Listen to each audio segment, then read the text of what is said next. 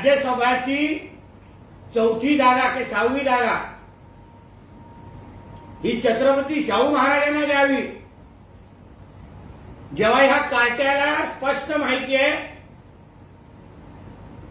की माजी खासदार छत्रपती संभाजी राजे जे स्वराज्य नावाचा पक्ष चालवतात, त्यांचं नाव खासदारकीसाठी सातत्याने चालतंय,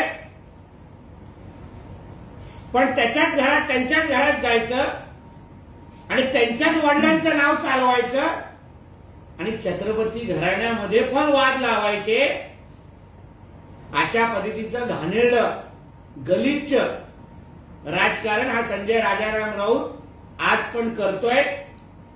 ह्याला जेवढं 4 हात लांब ठेवू, आज स्वतःच्या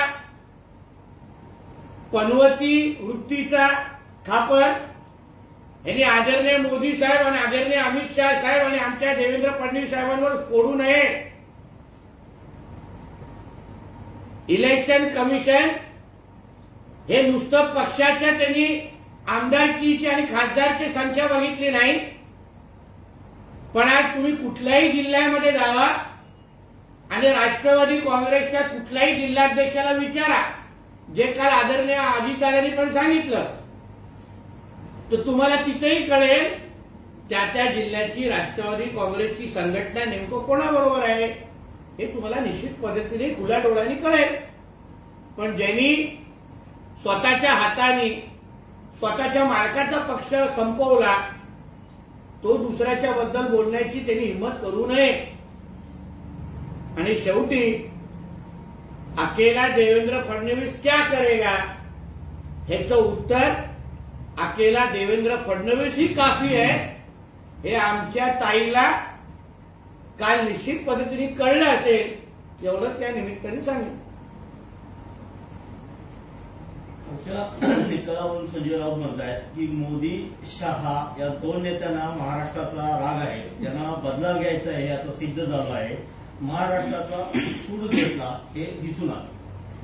महाराष्ट्राची अस्मिता आणि महाराष्ट्राचा स्वाभिमान कोणी खऱ्या अर्थाने राखला असेल तर ते आदरणीय मोदी साहेब आणि अमित शाह साहेब आहेत. ह्याचं कारण असं आहे की 2019ला ह्याच महाराष्ट्राच्या जनतेने भारतीय जनता पार्टी आणि बाळासाहेबांच्या शिवसेनेला च्या बाजूनी कौल दिला होता की तुम्ही 2019 ते 24 पर्यंत आम्हाला राज्य करा, राज्यकर्ते व्हा. पण महाराष्ट्राच्या जनतेच्या मनाच्या विरुद्ध जाऊन महाविकास आघाडी नावाच्या एक गद्दारांचा कारखाना तयार केला आणि त्या सावलीतून बाहेर काढून आज महाराष्ट्राची अस्मिता खऱ्या अर्थाने कोणी टिकवली असेल तर आमचे मोदी साहेब आणि आमच्या अमित शाह साहेबांनी टिकवलेली आहे. आणि महाराष्ट्राच्या जनतेच्या कौलाचा खऱ्या अर्थाने सन्मान हे आमच्या दोघांनी केलेला आहे. म्हणून ह्या सूर्याजी पिसाळ म्हणजे हा संजय राजाराम राऊत खरं म्हणलं तर महाराष्ट्रातला सूर्याजी पिसाळ आहे.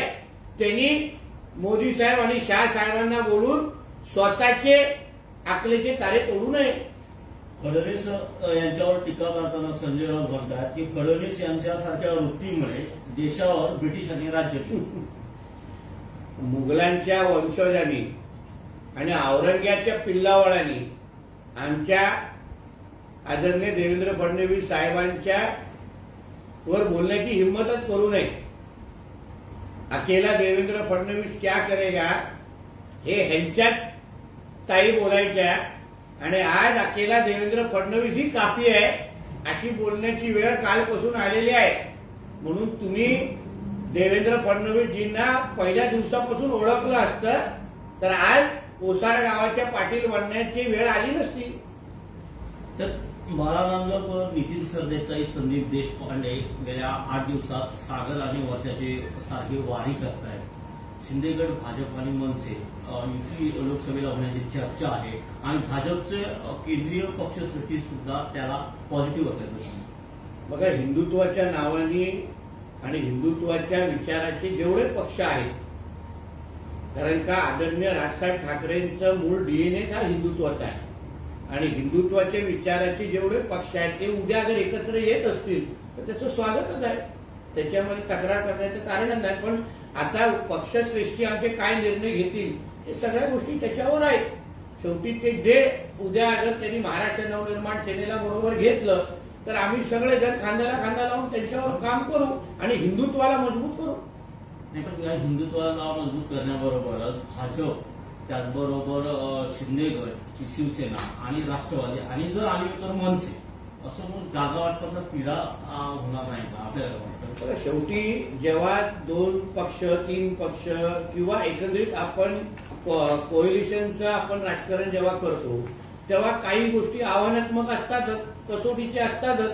पण शेवटी आमच्या पक्षश्रेष्ठीची एक काही कला आहे, त्यांच्यामध्ये पण काही कलागुण आहेत ते सगळ्यांना एकत्र घेऊन आज एनडीए सारखा मोठं वटवृक्ष मोदी साहेबांच्या नेतृत्वाखाली अतिशय यशस्वी पद्धतीने सुरूच आहे. रोज नवीन नवीन नवीन नवीन पक्ष एनडीए मध्ये येत आहेत.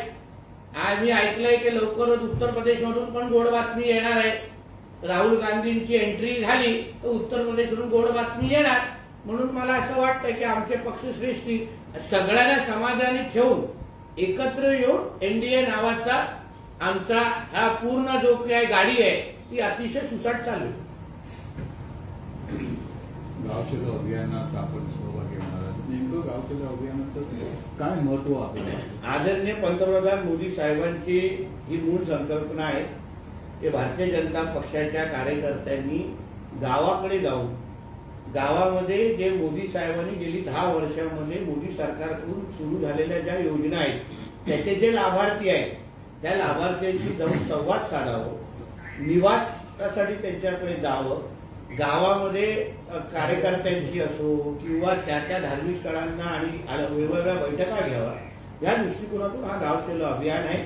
मोठ्या प्रमाणामध्ये आज आमच्या सिंधुदुर्ग जिल्ह्यामध्ये आमचे भारतीय जनता पक्षाचे कार्यकर्ते प्रत्येक गावामध्ये फिरतायत आणि हे गाव चलो अभियान सिंधुदुर्गामध्ये यशस्वी पद्धतीने पार पाडतायत हे मी निश्चित पद्धतीने सांगतो. काल दीपक केसरकर यांनी पत्रकार परिषद घेतली आणि त्यामध्ये त्यांनी असं म्हटलं की उद्धव ठाकरेंनी मंत्रिपदासाठी माझ्याकडे कोट्यवधी रुपयाची मागणी केली. मी त्यांना 1 कोटीचा चेक दिला होता, तरी देखील मी त्यांची जी मागणी होती ती पूर्ण करू शकलो नाही म्हणून माझं मंत्रिपद कापलं. मी त्यांच्या गोष्टीशी समर्थ म्हणजे मला त्याच्यामध्ये समर्थ आहे. म्हणजे त्यांना ते जे बोलतात त्याला मला खरं वाटतंय. याचं कारण असं आहे कारण उद्धव ठाकरे हे पदांसाठी पैसे घेतात हा आरोप 2004ला आदरणीय राणे साहेबांनी पहिल्यांदा रंगशारदामध्ये केलेला. रंगशारदामध्ये जेव्हा शिवसेनेची बैठक झालेली तेव्हा आदरणीय राणे साहेबांनी विधानसभेसाठी एवढे पैसे, लोकसभेसाठी एवढे पैसे, जिल्हा प्रमुखांसाठी एवढे पैसे हे उद्धव ठाकरे कसे घेतात हा रेट कार्डच जाहीर करून टाकलेला. म्हणून मला असं वाटतं की अशा पद्धतीने अगर दीपक केसरकरजी बोलतायत आणि ते तर बोलतात मी व्हाईट टी चेक दिलेला आहे, म्हणजे आता उद्धव ठाकरेच्या लोकांनी ह्याच्याबद्दल स्पष्टीकरण दिलं पाहिजे की तो व्हाईटचा जो चेक गेलेला आहे, जो अकाउंटमध्ये 1 कोटी गेलेला आहे हे दिसणार आहे, ते तर कोण मिटू शकणार नाही. म्हणजे उद्धव ठाकरे पदांसाठी आणि आमदारकीसाठी पैसे घेतात ह्याच्यावर दीपक केसरकरजींच्या स्टेटमेंटमुळे शिक्कामोर्तब झालेला आहे. म्हणजे उद्धव ठाकरे हा बिकाऊ माणूस आहे, त्याच्यावर शिक्कामोर्तब झालेला आहे. कोकण दौऱ्यावरून गेल्यानंतर उद्धव ठाकरेंनी मुंबईत एक पत्रकार परिषद घेतली. त्यामध्ये असं म्हटलंय की कोकणात गेल्यानंतर माझं कुटुंब माझ्यासोबत आहे की नाही हे पाहण्यासाठी मी कोकणात गेलो होतो, मात्र दिल्लीचं हुकुमशहाचं तख्त भगोवाद उकळून जावे हे मला कोकणात दिसलं. उद्धव ठाकरे स्वतःचं कुटुंब एवढंच नुसतं इथे आलेले, पण कोकणातली जनता आता त्यांना कुटुंबीय मानत नाही हेच त्यांच्या सभेतून आम्हाला दिसलेलं आहे. कारण का कुठल्याच सभेमध्ये त्यांना प्रतिसाद मिळालेला नाही. कणकवलीची सभा मोठी करून दाखवली पण मूळ कणकवलीकर त्याच्यामध्ये किती होते हा संशोधनाचा भाग आहे आणि बाकी सगळे तर कॉर्नर सभा झालेल्या आहेत. म्हणून स्वतःच्या कुटुंबियाच्या पलीकडे कोकणाच्या जनतेने आता उद्धव ठाकरेला कुटुंबीय मानत नाही. ते येणाऱ्या निवडणुकीमध्ये तुम्हाला दिसेल. Okay thank you.